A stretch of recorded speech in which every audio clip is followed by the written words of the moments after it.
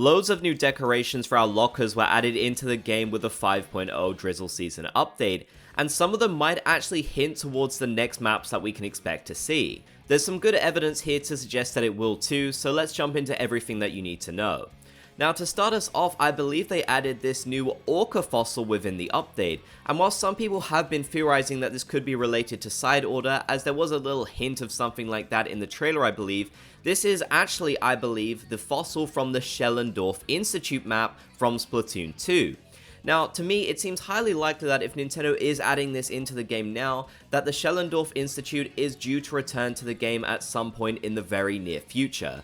To me, Nintendo adding something like this is rarely ever just a weird coincidence. Especially when you consider the fact that we did actually have graffiti stickers that hinted towards the existence of Ouroboros before it even released in the game. So I feel like it'd be too random for them to add this item in now if they weren't going to bring back Schellendorf Institute.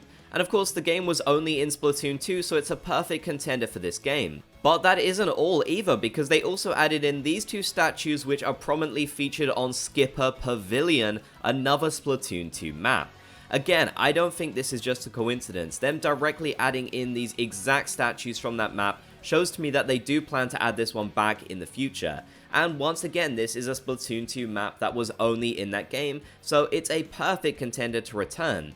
And in fact, there's maybe even more evidence that we could see the two of these maps actually drop at the same time, perhaps in the fresh season 2024, as currently, as far as we believe, that season will actually be a Splatoon 2 themed season, maybe potentially to go alongside the release of Side Order. Just like how the original fresh season that we got was a Splatoon 1 themed season. I think Nintendo probably would have liked to have waited to add these locker decorations in, but since they maybe felt like this season didn't have enough content, they really wanted to add a big update in terms of new items and such, so that's probably why they dropped them now. But like I said, when you consider the fact that there were stickers hinting towards future King Salmonids in the game since the very start, it does make sense that they would add things like this in early. I'd personally love to see these two maps return. They're not any of my favorites really, but I think it'd be super cool to get a Splatoon 2 map drop in the next fresh season. And given it seems like they aren't adding in any maps that were in both Splatoon 1 and both Splatoon 2, it would make sense to bring in some of the ones that have still only appeared in one of the games. We'll just have to wait and see, but I would say it's pretty darn likely that we are going to get these two maps in the near future, or at least at some point in the game's lifespan. Let me know though, would you like to see these two return? If you made it to the end, be sure to comment Splat Gang down below so I know you did. If you enjoyed, be sure to leave a like, and if you haven't already, consider subscribing and turning on notifications for more.